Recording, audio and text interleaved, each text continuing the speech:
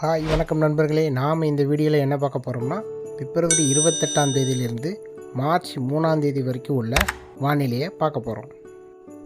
முதல்ல பிப்ரவரி 28 மற்றும் 29ஆம் தேதி இந்த 2 நாட்குள்ளே வானிலையை பார்ப்போம்.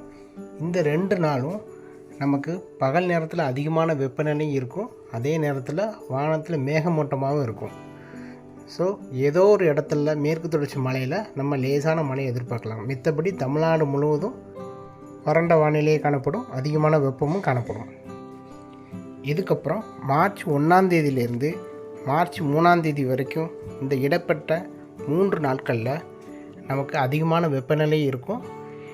தென் மாவட்டம் மற்றும் மேற்கு தொடர்ச்சி மலைகளில் மாலை இரவு நேரங்களில் நம்ம லேசான மழையை எதிர்பார்க்கலாம். மித்தபடி பகல் நேரத்தில் எல்லா இடங்களையும் அதிகமான வெப்பநிலை இருக்கும், புழுக்கமும் அதிகமாக இருக்கும்.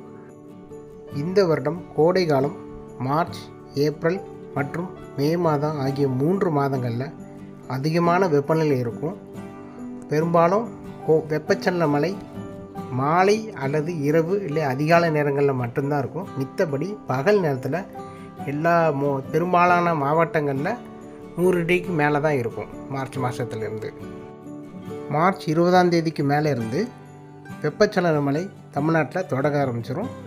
முதல்ல மேற்கு தொடர்ச்சி மலை, அப்புறம் தென் மாவட்டம், அதற்கப்புறம் மத்திய மாவட்டங்கள், அதுக்கப்புறம் மேற்கு தொடர்ச்சி மலையை ஒட்டியுள்ள மேற்கு மாவட்டங்களில், அதாவது ஈரோடு, கிருஷ்ணகிரி, கோயம்புத்தூர் மற்றும் தருமபுரி மாவட்டத்தில் மழை தொடங்கும். ஏப்ரல் மாதத்திலிருந்து தமிழ்நாடு முழுவதும் நாம் வெப்பச்சலன மழையை எதிர்பார்க்கலாம். அதாவது கோடை காலத்தில் பெய்யக்கூடிய மழையை பொறுத்த வரைக்கும் பகல் முழுவதும் அதிகமான வெப்பநிலை இருக்கும். மாலை அல்லது இரவு நேரங்கள் அல்லது அதிகாலையில் தான் நம்ம இந்த வெப்பச்சலன மழையை எதிர்பார்க்கலாம். எல்லா இடங்களும் ஒரே நேரத்தில் பெய்யாது, ஆங்காங்கே உயரக்கூடிய வெப்பநிலையை பொறுத்து நம்ம கோடைமழையை எதிர்பார்க்கலாம். வானிலையை பொறுத்த வரைக்கும் ஒவ்வொரு நாளும் பல மாற்றங்கள் காணப்படும். ஸோ தொடர்ந்து இந்த சேனலை சப்ஸ்கிரைப் பண்ணி வச்சுக்கோங்க, அப்படி பெல் ஐக்கான் கிளிக் பண்ணி வச்சுக்கோங்க. அப்போ தான் நான் கொடுக்குற வானிலை தகவல் உங்களுக்கு வந்து சேரும். மீண்டும் அடுத்த வீடியோவில் வேறொரு நாள் வானிலை தகவலோடு உங்களை சந்திக்கிறேன். நன்றி, வணக்கம்.